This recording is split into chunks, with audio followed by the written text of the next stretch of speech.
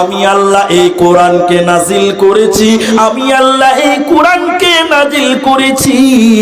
এই কোরআনের হেফাজতের দায়িত্ব স্বয়ং আমি আল্লাহ নিয়েছি রে বান্দা।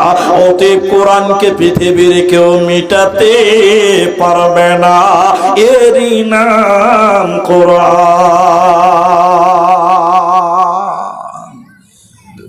পৃথিবীর কেউ কোরআনকে মিটাতে পারে না, কোনদিন সম্ভব হবে না। যতই চেষ্টা করো না কেন, তোমরা যত কোরআন আছে সবকে পুড়িয়ে ছারখার করে দাও, মুহূর্তে কোরআন তৈরি হয়ে যাবে। যাবে কি যাবে না? সুজাপুর মাদ্রাসা জামিউল উলুম বোধহয় 19 কুড়ি হতে পারে, মানুষ তো। ওই মাদ্রাসায় একবার গেলাম, বহুদিন আগেকার কথা। এই কোরআন খতম হচ্ছে, দৌড় খতম হচ্ছে। আমাদের আসামের একটা ছেলে ছিল, আমার ভর্তি করা ছেলে ছিল, এটা আমার ছাত্র, ও কোরআন পড়ছে। তো আমাকে ডেকেছে যে আপনি আসেন, আপনার ছেলে আছে এখানে, মানে আমার ছাত্র আছে, আপনার দেওয়ার ছাত্র আছে, তো আপনি আসেন। দেখলাম ছাত্ররা এক বসাতে কোরআন খতম করছে। সুবহানাল্লাহ। পৃথিবীর কোন কিতাবে এটা সম্ভব নয়। সম্ভব? আরেকটা জিনিস আপনাকে বুঝাই, লন্ডন থেকে 1.5 লক্ষ টাকা দিয়ে কিতাব কিনে নিয়ে এসছে। 1.5 লক্ষ টাকা। কিতাবটা সারাদিন এরকম বিন বিন বিন বিন বিন বিন করে পড়ছে। আচ্ছা আপনারা বলুন, জ্ঞান বাড়বে গ্যারান্টি দেওয়া যাবে? এরা কথা বলে যাবে? যাবে না। জ্ঞান বাড়তেও পারে, নাও পারে, কোনো ভরসা আছে? কোনো ভরসা নেই। নেকি মনে হয় খুব হবে না? নেকিও হবে না। নেকি হবে? 1.5 লক্ষ টাকাতে কিতাব কিনে নিয়ে এসছে, সারাদিন বিন বিন বিন বিন করে পড়ছে। জ্ঞান বাড়তেও পারে, নাও পারে, কোনো ভরসা। আর নেকি 1 আনাও পাবে না। পাবে? জোরে বলুন, পাবে? কোরআন 150 টাকা দাম, 200 টাকা দাম। এবার আপনারা বলুন, কোরআন পড়লে জ্ঞান বাড়বে কি বাড়বে না? না, বাড়বে। কোরআন পড়লে জ্ঞান বাড়বে, তার বাস্তব কিছু উদাহরণ আপনাকে একটু পরে দিব। এবার বলুন, কোরআন পড়লে নেকি হবে কি হবে না? হবে। কোরআনের প্রতিটা অক্ষরে অক্ষরে 10টা করে আল্লাহ নেকি দিবে। বলুন সুবহানাল্লাহ। বিশ্বনবী বলেছেন, আলিফ লাম মিম, 3টা হরফ যে পাঠ করবে আল্লাহ তার আমলনামায় 30 নেকি দিয়ে দিবে। অতএব কোরআন এমন একটা কিতাব, পড়লে নেকি হবে, মানলে নেকি হবে, শুনলে নেকি হবে, সময় দিলে নেকি হবে, টাকা দিলে নেকি হবে। শুধু তাই না, এই কোরআন যদি পড়বেন তো তবুও নেকি হবে। পৃথিবীর কোন কিতাব পড়লে কিন্তু নেকি আপনি পাবেন না। এই জন্য আল্লাহ কোরআনে বলেছে, এই কিতাবকে তোরা মেনে নে। যালিকাল কিতাব লা রাইবা ফি, এই কিতাবে কোনো ভেজাল নাই, এই কিতাবে কোনো সন্দেহ নাই। এই কোরআন পড়বি তো তোর ঈমান বাড়বে, আপনার ঈমান বাড়বে। শুধু ঈমান ইয়াকিনের সঙ্গে যদি আপনি পাঠ করেন তাহলে আপনার ঈমান বাড়বে। আরেকটা জিনিস আপনাকে মাঝখানে বলে দিই, তাহলে কোরআনের প্রতিটা অক্ষরে অক্ষরে 10 করে নাকি পাওয়া যায়। কয়টা করে? এখন বিসমিল্লাহির রহমানির রহিম একটা কোরআনের শব্দ, কোরআনের আয়াত।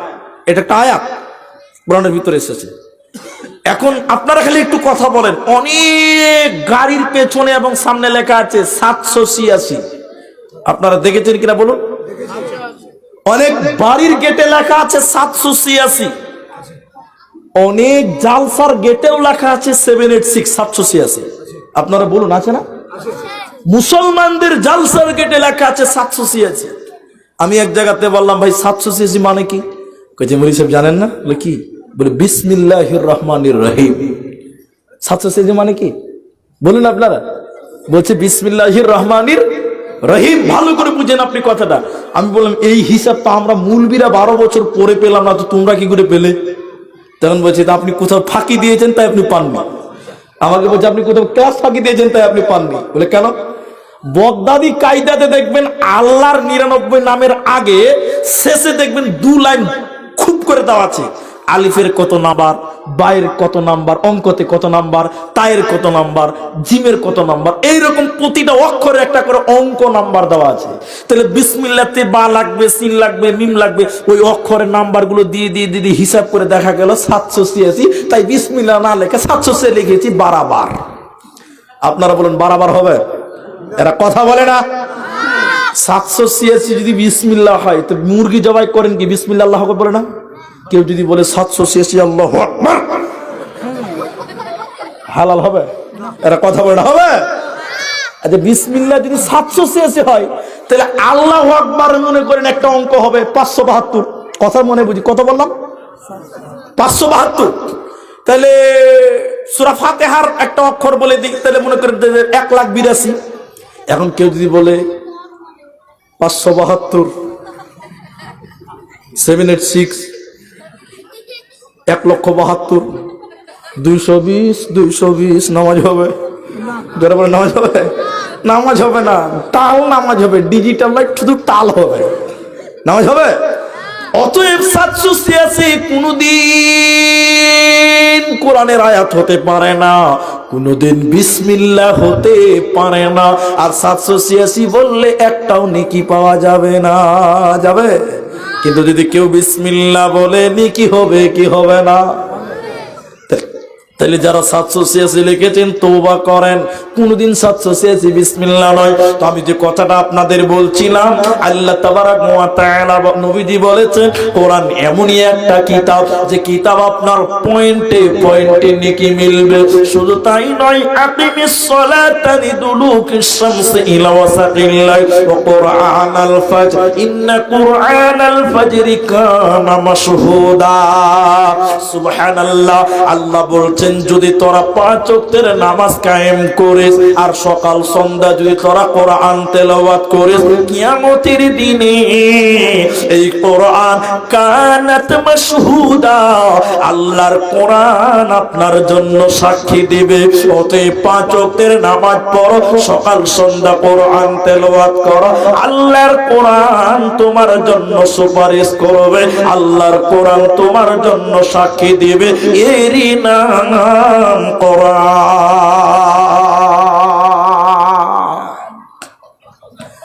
অনেক লোক কোরআন পড়তে পারে না, পারে? এরা কথা বলে না, পারে? অনেক লোক কোরআন পড়তে পারে না। আমি বলিনি যে ইংরেজি হারাম, ওটা আমি বলিনি। আমি বলিনি যে বিজ্ঞান হারাম, জানতে হবে। কিন্তু সব বিজ্ঞানের মাস্টার আছে যদি কোথাও, সেটা হলো কোরআনে আছে। কোথায় আছে? কোরআনে আছে। একটু কথা আপনাকে বুঝাই, এদিকে তাকান, এদিকে তাকান, আপনারা বুঝুন। একজনা বলছে জালসা করতে করতে করতে করতে বলছে যে আমাদের দেশের আলেমদেরকে অপমান করে বলছে। কিভাবে বলছে কথাটা বুঝেন। কথাটা বলছে যে জাপানের বিজ্ঞানীরা কোরআন গবেষণা করে করে করে করে অনেক কিছু বানাতে পেরেছে, তারা অনেক উন্নত হয়েছে। এটা সত্য কথা, উন্নত হয়নি? হয়েছে।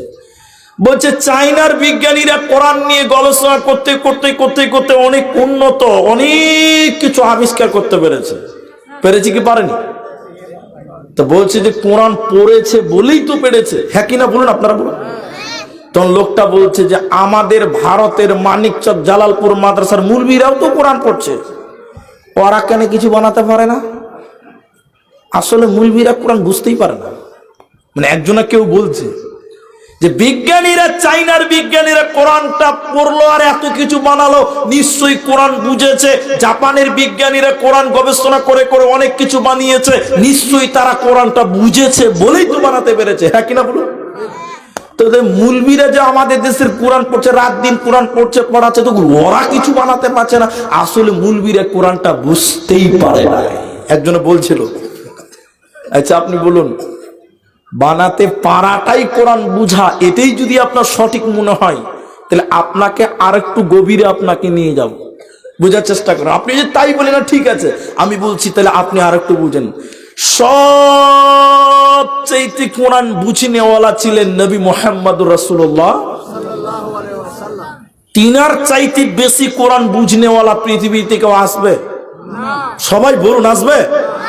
তিনার চাইতে বেশি বুঝার মতন ক্ষমতা কোরআন আর দ্বিতীয় কারো হবে তা আমাদের নবী কোরআনটা এত বুঝেছিলেন, তা আমাদের নবী কোনোদিন মোবাইল বানাতে পেরেছে কোরআন দিয়ে?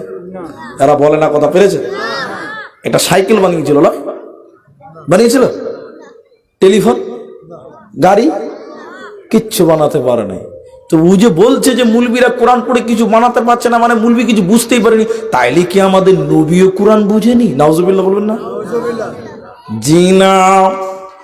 কোরআন এমন একটি বিজ্ঞানিক কিতাব, আমি বলছি না যে বিজ্ঞান নাই, কোরআনে বিজ্ঞান আছে, গবেষণা করলে বের হতে পারবে, কিন্তু আমাদের পজিশনের অভাব আছে, আমাদের অনেক কিছুর অভাব আছে, তার জন্য আমরা অত গভীরে যেতে পারছি না।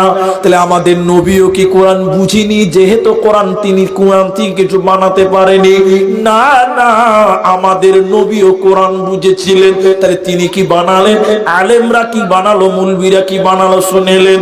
আমার নবীজি এই কোরআন দিয়ে হাজরাতে উমারের মতন মাতালকে মসজিদে ভরতে পেরেছিল, বড় বড় মাতালকে মসজিদে ভরতে পেরেছিল কোরআনের বিনিময় নবীজি।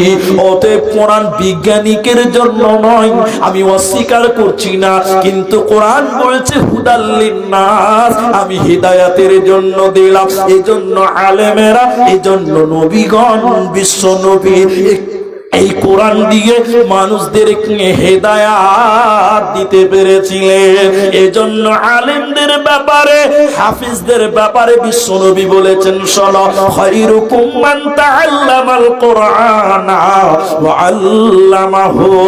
এই কোরআন যে শিখবে, যে কোরআন শিক্ষা দিবে, ওই লোকটা নবীজি বলছেন আমার নজরে সব চাইতে ভালো।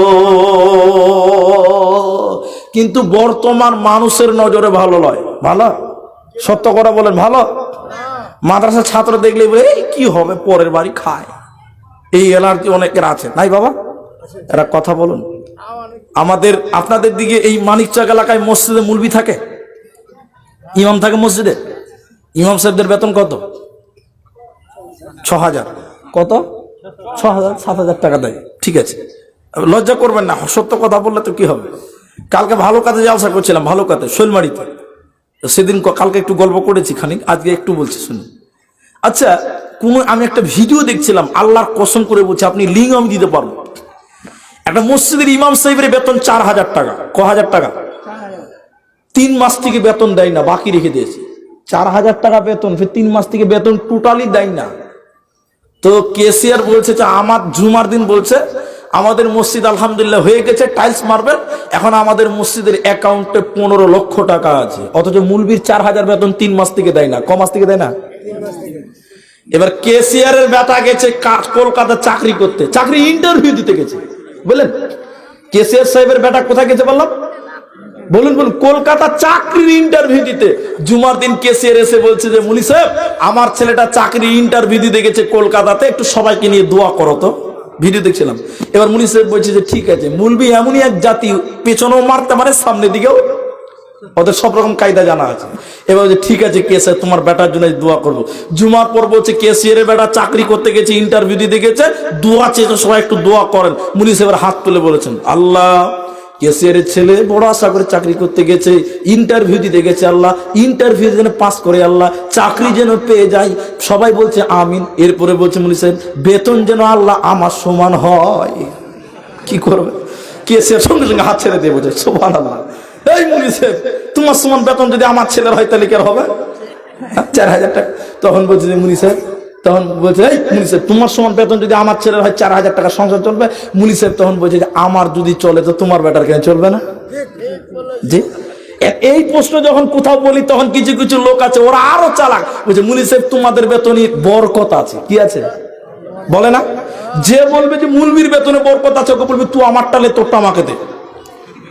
যদি কেউ বলে যে মুলবির বেতনে বরকত আছে, তো বলবি যে তুই বরকতটা তুলিয়ে বাড়ি যা, আর তোরটা আমাকে দে, আমাকে বরকত লাগবে না, যা।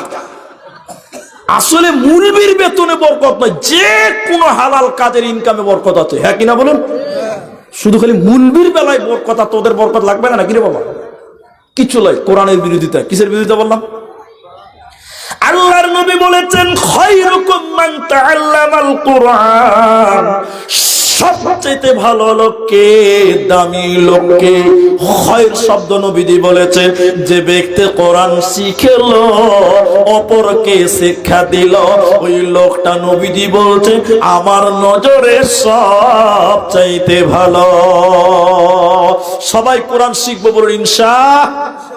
বসুন, শুনুন আরেকটা কথা বলি আপনাদেরকে, আর একটু ধরে ধরুন। আচ্ছা, এটা আমার কাছে থাকুক। এখন মাধ্যমিক পরীক্ষা সম্ভবত আজকে শেষ হয়েছে নাকি?